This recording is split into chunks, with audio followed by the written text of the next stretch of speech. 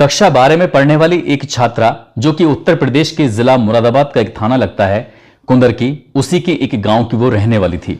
18 मार्च 2022 को वो होली का पर्व मनाकर अपने घर पर नहा रही थी। इसी बीच में उसके घर में 3 दबंग घुस आते हैं। उन 3 दबंगों ने उसके नहाते हुए का अश्लील वीडियो बनाया, फोटो भी उतार लिया। उसने विरोध किया तो उसने दबंगों ने उसके साथ गंदी हरकतें करना शुरू कर दिया। छात्रा इस बात को लेकर बेइंतहा परेशान हो जाती है, अपने पिता से पूरी कहानी बयां करती है। इसके बाद उसके पिता और वो लड़की थाने जाकर एफआईआर दर्ज कराने की मांग करते हैं, लेकिन इस थाने में तैनात एक दरोगा जिसका नाम होता है ललित चौधरी, इस पूरे मामले को सुनता जरूर है, लेकिन सुनने के बाद उसने महज शांति भंग की धाराओं में मुकदमा दर्ज करने के बाद जिम्मेदारी से इतिश्री कर ली। ऐसा बताया जाता है कि उस छात्रा ने अपनी जिंदगी की लीला को हमेशा हमेशा के लिए समाप्त कर डाला।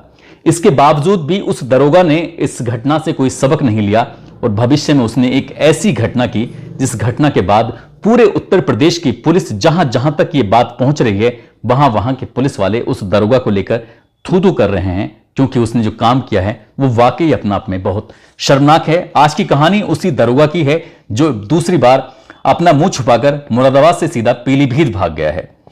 आदाब, नमस्कार, सत श्री अकाल। मैं उस्मान सैफी। आज की जो सच्ची घटना मैं आपको सुनाने जा रहा हूं, सच्ची घटना है उत्तर प्रदेश का एक जिला है अमरोहा। दरअसल बात कर रहा हूं 3 जनवरी 2024 की। एक महिला कांस्टेबल एसपी से मिलने के लिए, यानी कुंवर अनुपम सिंह से मिलने के लिए अपने इंतजार कर रही थी अपनी बारी का। तभी उस महिला कांस्टेबल को आवाज लगती है। आवाज लगने के बाद वो महिला कांस्टेबल जैसे ही एसपी के सामने जाती है, आंखों में आंसू थे और रोने लगती है। एसपी ने पूछा कि क्या बात है, तुम इतना परेशान क्यों, क्या बात है? जब उसने कहानी बताई तो वाकई उसकी कहानी दर्दनाक थी। दरअसल वो बताती है कि वो मुरादाबाद के एक मझोला थाना लगता है जो हाईवे के किनारे है।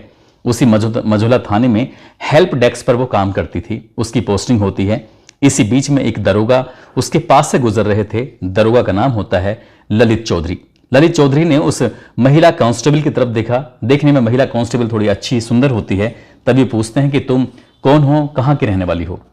उसने अपना नाम बताया। उसने कहा कि मैं अलीगढ़ का एक गांव है, मैं वहां के रहने वाली हूं। जैसे ही उस महिला कांस्टेबल ने अलीगढ़ के उस गांव का नाम बताया तो दरोगा ने कहा, एक बार फिर से बताओ कि तुम्हारे गांव का नाम क्या है। उस महिला कांस्टेबल ने अपने गांव का नाम फिर से बताया। तभी वो मुस्कुराने लगा, हंसने लगा। हंसते हुए बोला, ये तो बड़े इत्तेफाक की बात है, जो तुम्हारा गांव है वही तो मेरा ननिहाल है। जब इतनी बात सुनी तो उस महिला कांस्टेबल ने पूछा कि आप कहां रहते हो? तो उसने कहा कि जो आपके बगल वाला जिला है, यानी कि बुलंदशहर है, मैं वहां का रहने वाला हूं। जैसे ही उस महिला कांस्टेबल से बुलंदशहर का नाम लिया गया तो महिला कांस्टेबल को ऐसा लगा कि कोई जैसे अपना मिल गया। जब प्रदेश में कोई अपना मिलता है तो उससे आत्मीयता, उससे नजदीकियां बढ़ना स्वाभाविक है। रात की ड्यूटी लगी हुई थी और दरोगा ने उस महिला कांस्टेबल से कहा कि तुम रात में जाओगी, थोड़ा परेशान हो जाओगी, इसलिए मेरे साथ चलो, मैं तुम्हें छोड़ देता हूं। महिला कांस्टेबल इसलिए मना नहीं कर पाई क्योंकि उससे रिश्ता था, क्योंकि उसने दावा किया था कि उस लड़की यानी कि महिला कांस्टेबल का जो गांव है वही दरोगा की ननिहाल है, उसकी मां का मायका वहीं का है। जैसे ही महिला कांस्टेबल ने ठीक है, कोई दिक्कत नहीं है, वो उसके साथ जाने को तैयार हो जाती है। और ये पहला बार वाकया था। अब इसी तरह से महिला कांस्टेबल से वो दरोगा किसी न किसी बात पर, किसी न किसी बहाने से बातचीत करने की कोशिश करता था और उसे अपने साथ उसे छोड़ने का कोई ना कोई बहाना ढूंढता था। धीरे धीरे ये एक शुरुआत थी और शुरुआत जब ऐसी चलती चली जाती है तो उस महिला कांस्टेबल से उस दरोगा की थोड़ी नजदीकियां बढ़ जाती हैं और मौका पाते ही एक दिन उसे वो अपने कमरे पर लेके जाता है और कमरे पर ले जाने के बाद उससे थोड़ी नजदीकियां बढ़ाता है और उसके साथ शारीरिक संबंध बनाता है। हालांकि उस महिला कांस्टेबल ने इस बात का विरोध किया, लेकिन दरोगा ने कहा कि कोई दिक्कत नहीं, कोई परेशानी नहीं है, यदि ऐसा कुछ होता है, कुछ भी गड़बड़ होती है तो हम दोनों शादी कर लेंगे, वैसे भी तुम समझदार हो, वैसे भी तुम बालिग हो। दरोगा ने समझदारी की बात करते हुए उस महिला कांस्टेबल के दिमाग पर कुछ ऐसा असर डाला कि वो उसकी किसी बात का विरोध नहीं कर पाई और ऐसे ही सिलसिला लगातार चलता चला जाता है। कुछ दिन बीतते हैं तब उसे पता चलता है उसके पेट में महिला कांस्टेबल के अचानक से दर्द उठने लगता है। उसने कहा दरोगा से कि मेरे पेट में दर्द हो रहा है, शायद कुछ ना कुछ गड़बड़ है। तभी उसका अल्ट्रासाउंड कराया जाता है, उसे पता चलता है कि वो प्रेग्नेंट हो चुकी है। तभी दरोगा कहता है कि बहुत जल्दी हो जाएगी, इसलिए हमें ये बच्चा गिराना होगा। कुल मिलाकर कुछ इसे ऐसी दवाइयां खिलाई जाती हैं जिस दवा के खाने के बाद उस महिला कांस्टेबल के पेट में जो बच्चा पल रहा था वो उसका गर्भपात हो जाता है और वो फिर एक सामान्य जिंदगी जीने लगते हैं। लेकिन कुछ दिन बीतने के बाद फिर से उस महिला कांस्टेबल के साथ उस दरोगा की नजदीकियां बढ़ने लगती हैं और जब उसे मौका मिलता था तब उसके साथ वही शारीरिक संबंध बनाया करता था, गंदा काम करता था और वो महिला कांस्टेबल विरोध भी करवाने की स्थिति में नहीं थी, क्योंकि उसने उसके दिमाग पे पूरी तरह से हावी हो चुका था, पूरी तरह से कब्जा कर लिया था। दूसरी बार भी ऐसा होता है कि वो महिला कांस्टेबल फिर से गर्भवती हो जाती है। गर्भवती होने का अपना कारण बताती है, कहती है कि मैं फिर से गर्भवती हो चुकी हूं। वो फिर से उसको कुछ ऐसी गोलियां खिलाता है जिससे उसका गर्भपात हो जाता है। फिर कहानी आगे बढ़ जाती है। एक दिन इस दरोगा का फोन इस महिला कांस्टेबल के पास रह जाता है और इसी बीच में एक फोन आता है। जब फोन पर उधर से महिला की आवाज आती है, वो पूछा जाता है कि तुम कौन बोल रही हो। वो बताती है कि तुम कौन बोल रही हो। अब दोनों महिलाएं, यानी कि एक तरफ महिला कांस्टेबल होती है, दूसरी तरफ एक और महिला होती है। उस महिला का दावा था कि वो इस दरोगा की बीवी है, उसकी पत्नी है।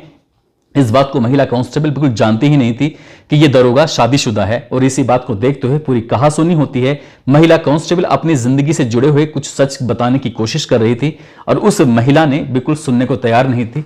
इस बात पर भी इनकी कुछ कहासुनी हो जाती है, कुछ बात आगे बढ़ जाती है। जब बात आगे बढ़ती है तो इस बात को लेकर ये जो महिला कांस्टेबल होती है इस पर ऐतराज करती है, विरोध जताती है और विरोध जताने के बाद इस दरोगा से कहती है कि तुमने मेरे साथ अच्छा नहीं किया। तुमने न केवल मेरे शरीर से खेला बल्कि मुझे 2 बार प्रेग्नेंट भी किया और दोनों बार ही मेरा गर्भपात भी करा दिया। इस बात को लेकर उसने कहा कि ठीक है, तुम अपनी जिंदगी अलग जियो। दरोगा से कुछ इस तरह की बात करके वो अपनी जिंदगी अलग जीने की बात करती है और साथ ही कहती है कि मैं भी अपनी जिंदगी अलग जीने की कोशिश करूंगी। महिला कांस्टेबल अलीगढ़ जाती है, अपने घर अपने परिवार वालों से शादी की बात कराती है और कुल मिलाकर उसकी सगाई की बात तय हो जाती है और महिला कांस्टेबल की सगाई भी हो जाती है। जैसे महिला कांस्टेबल सगाई के बाद वापस अपनी ड्यूटी पर आती है, यह बात दरोगा को पता चल जाती है। दरोगा उसके साथ मारपीट करता है, कहता है कि तुम्हारी हिम्मत कैसे हुई मेरी बिना मर्जी के शादी करने की। जब महिला कांस्टेबल ने कहा कि तुम शादीशुदा हो, तुम अपनी जिंदगी में खुश रहो और मुझे अपनी जिंदगी जीने का अवसर दो, तो तुम मुझे इतना परेशान क्यों करते हो। तभी वो कहता है कि अगर तुम्हें शादी ही करनी है तो कम से कम मुझसे तो पूछ लिया होता, क्योंकि मैं तुमसे शादी कर लूंगा। जैसे ही उस महिला कांस्टेबल ने ये बात सुनी, वो उसे बड़ा आश्चर्य हुआ। वो सोचने पर मजबूर हो जाती है। कुछ वक्त आगे बढ़ता है। इसके बाद फिर से इन दोनों के बीच में फिजिकल रिलेशन बनने शुरू हो जाते हैं। महिला कांस्टेबल परेशान हो जाती है। परेशान होने के बाद अपना मुरादाबाद से अमरोहा के लिए ट्रांसफर करवा लेती है और एक दिन उसके पेट में फिर से दर्द उठने लगता है। यानी कि 19 दिसंबर 2023 को जब उसके पेट में दर्द उठने लगता है, उसने जब अपना चेकअप कराया तो पता चलता है कि वो तीसरी बार भी प्रेग्नेंट हो चुकी है और इसी बात की जानकारी वो उस दरोगा को देती है। दरोगा ललित चौधरी से कहती है कि मैं तीसरी बार प्रेग्नेंट हो चुकी हूं, आखिरकार करूं तो क्या करूं। तभी उससे दरोगा कहता है कि ठीक है, जैसा तुमने पहली बार 2 बार दवाइयां खाई हैं, ठीक वैसे ही दवाइयां खा लो और बात खत्म करो। जब महिला कांस्टेबल ने कहा कि मैं इस बार दवाइयां नहीं खाने वाली हूं, मुझे परेशान मत करो, तभी दरोगा कहता है कि अगर तुमने ये काम नहीं किया, तुमने दवाइयां नहीं खाई और अपना गर्भपात नहीं कराया, तो देख लेना तुम्हारे जो वीडियो हैं, तुम्हारे जो फोटोग्राफ्स हैं, उनको मैं सोशल मीडिया पर अपलोड कर दूंगा, तुम्हें बदनाम कर दूंगा। महिला कांस्टेबल परेशान हो जाती है, आखिरकार करे तो क्या करे। इसके बाद उस महिला कांस्टेबल ने कहा कि ठीक है, तुम्हें जो करना है तुम वो करो, अब मैं उच्च अधिकारियों से जाकर इस बात की शिकायत करूंगी कि तुम मुझे बार बार परेशान करते हो। जैसे ही महिला कांस्टेबल ने उस दरोगा से उसकी कथनी, उसकी करनी के बारे में उच्च अधिकारियों को बताने की बात कही, तभी दरोगा थोड़ा सा गुस्से में आ जाता है और उसके बाद मुरादाबाद से सीधा पहुंच जाता है अमरोहा। अमरोहा में जाने के बाद इस महिला कांस्टेबल के साथ खूब मारपीट करता है और मारपीट करता है, फिर आराम से वहां से चला जाता है। अब इस बात को सोचने में इसे कई दिन का वक्त लग जाता है कि आखिरकार करे तो क्या करे, क्योंकि वो लगातार उलझनों में उलझती चली जा रही थी। महिला कांस्टेबल परेशान हो रही थी। ये आए तो थी उत्तर प्रदेश पुलिस में महिलाओं की रक्षा करने के लिए, कानून की रखवाली करने के लिए, कानून का पालन कराने के लिए, लेकिन खुद ही वो अपराध का शिकार हो रही थी। इसलिए परेशान होकर उसने अपने कुछ साथियों से बातचीत की। साथियों ने कहा कि जो आपके जिले यानी कि अमरोहा के जो एसपी हैं कुंवर अनुपम सिंह, बहुत ही अच्छे अधिकारी हैं, तुम्हें पूरी कहानी, पूरी बात उनसे बतानी चाहिए। यदि तुमने उनसे पूरी बात बताई तो जरूर तुम्हारी सुनवाई होगी। जबकि महिला कांस्टेबल कहती है कि मुरादाबाद में रहते हुए कई उच्च अधिकारियों से इस बारे में बातचीत की गई थी, लेकिन किसी ने भी इस मामले में सुनवाई नहीं की, इसलिए वो बहुत ज्यादा परेशान है। लेकिन जब उसके साथियों ने जब इस पर दबाव बनाया कि तुम्हें एसपी से ये बात करनी ही चाहिए, तब वो 3 जनवरी 2024 को एसपी के पास जाकर पूरी कहानी बयां करती है और एसपी को इस बात को सुनने के बाद बहुत ज्यादा गुस्सा आता है। तभी वो महिला थाने में फोन करते हैं और कहते हैं कि एक महिला कांस्टेबल को आपके पास भेजा जा रहा है, इसकी पूरी शिकायत को सुनने के बाद एफआईआर दर्ज कर लीजिए।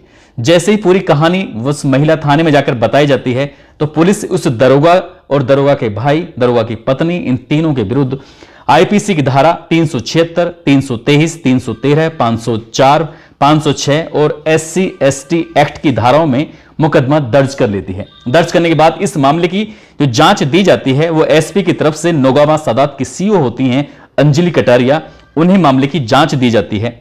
अभी इस नौगावा सादात की जो सीओ साहिबा हैं, उन्होंने इस मामले में अभी जांच की प्रक्रिया उनकी लगातार चल रही है। इसमें कौन कितना दोषी है ये तो खैर जांच के बाद ही स्पष्ट हो सकेगा।